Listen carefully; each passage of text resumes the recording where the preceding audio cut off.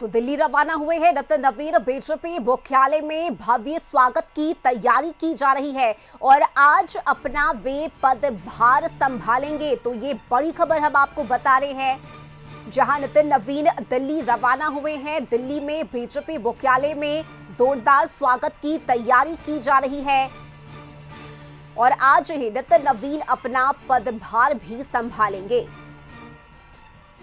तो विशेष तैयारी की जा रही है। दिल्ली में तरह तरह के व्यंजन और पकवान भी बनवाए जा रहे हैं और नितिन नवीन दिल्ली के लिए रवाना हुए हैं। इससे पहले वे महावीर मंदिर पहुंचे, जहां उन्होंने पूजा अर्चना की। इसके साथ ही अपने पिता को भी नमन किया।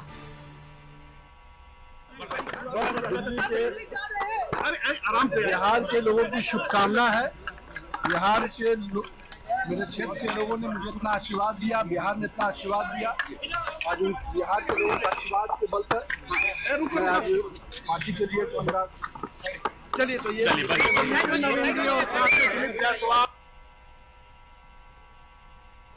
और संवाददाता अंकित इस वक्त हमारे साथ जुड़े हुए हैं। अंकित, देखिए दिल्ली रवाना हुए हैं नितिन नवीन, लेकिन इससे पहले ये जो बड़ी जिम्मेदारी उन्हें मिली है, इसे लेकर वे अस्वस्थ नजर आए। चेहरे पर वो खुशी देखने को मिली। पिछले कई सालों से वे लगातार निरंतर पार्टी के लिए बिना रुके बिना थके काम कर रहे थे और इसी का नतीजा है कि आज उन्हें इतनी बड़ी जिम्मेदारी पार्टी आलाकमान की तरफ से दी गई है और यही वजह है कि पूरे बिहार के लोग इस जिम्मेदारी को, जो कि नितिन नवीन को मिली है, उसके बाद कहीं ना कहीं खुश भी है और उन्हें बधाई दे रहे हैं।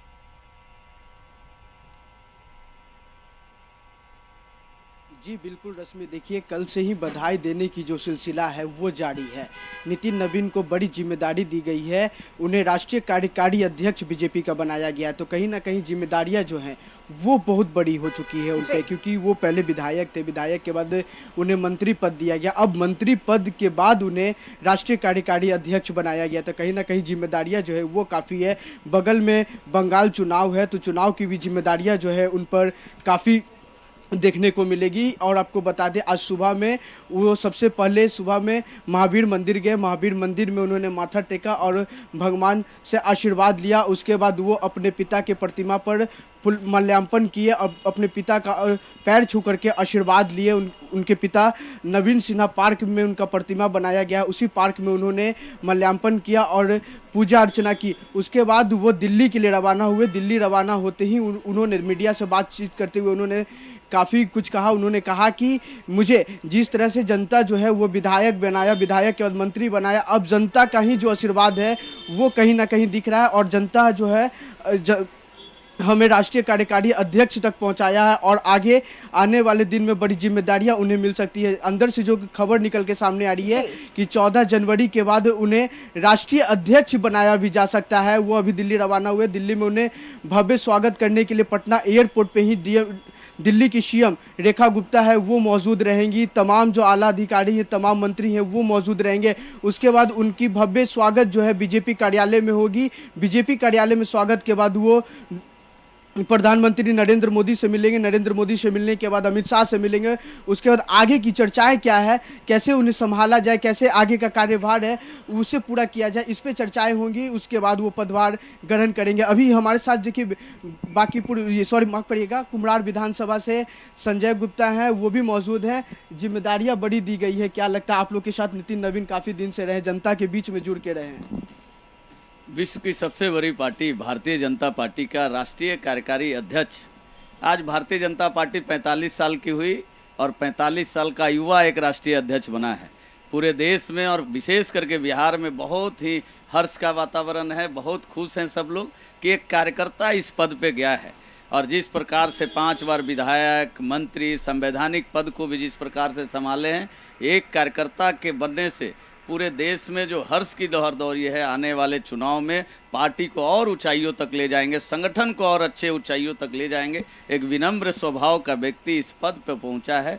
बिहार भाजपा बहुत गौरवान्वित है। हम सब लोग गौरवान्वित महसूस कर रहे हैं कि आज पहली बार भारतीय जनता पार्टी में जो प्रचंड जीत हुआ एनडीए का यहाँ पे, और एक केंद्र का शीर्ष नेतृत्व नरेंद्र मोदी जी और बाकी शीर्ष नेतृत्व राष्ट्रीय अध्यक्ष जी ने आज कार्यकारी अध्यक्ष के रूप में बिहार को एक उपहार के तौर पे लौटा दिया है, यह हम सब लोगों के लिए हर्ष का और गौरव का क्षण है। क्या बिहार का भविष्य जो है वो उज्जवल भविष्य होगा?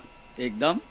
बिहार का कोई लाल पूरे देश का नेतृत्व कर रहा है तो आप समझ सकते हैं कि बिहार का नाम कितना रोशन होगा। यह सोच करके ही बिहार में बहुत खुशी का वातावरण है। क्या लगता है कि उन्हें बंगाल चुनाव को देखते हुए इतनी बड़ी पद दी गई है क्या?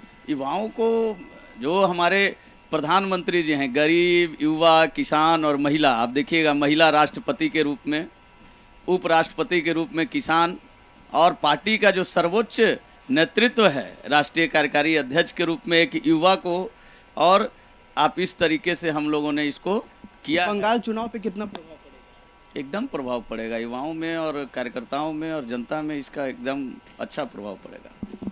देखिए रश्मि, संजय जी। गुप्ता हैं, वो साफ कह रहे हैं कि ठीक है, बिहार- बिल्कुल जो- अंकित, देखिए ये जो जिम्मेदारी मिली है उसके बाद जाहिर सी बात है अब लोगों की आकांक्षाएं भी बढ़ गई है कि जब नितिन नवीन उस पद पर पहुंचे हैं तो बिहार के लिए और बिहार के विकास के लिए वे निरंतर जिस तरह से काम कर रहे थे वो आगे भी जारी रहेगा। बहुत शुक्रिया अंकित आपका इस बातचीत के लिए। और देखिए इधर केंद्रीय मंत्री गिरिराज सिंह ने नितिन नवीन को बीजेपी का राष्ट्रीय कार्यकारी अध्यक्ष बनाए जाने पर कहा कि बिहार से पहली बार राष्ट्रीय अध्यक्ष मिला है। नितिन नवीन ऊर्जावान है और बीजेपी ने यह बता दिया कि एक कार्यकर्ता राष्ट्रीय अध्यक्ष भी बन सकता है। कांग्रेस को सोचना चाहिए। बिहार को ये सौगात सम्मान बिहार के कार्यकर्ताओं को, बिहार वासियों को नितिन नवीन जी के ऐसा ऊर्जावान युवा, 5 बार के विधायक, मैं इन्हें जी जैन का नाम चलता है, जी जैन, हम जी जैन तो नहीं कहूँगा, लेकिन न्यू जनरेशन के हमारे सबसे ऊर्जावान नेता के रूप में ये माने जाएंगे।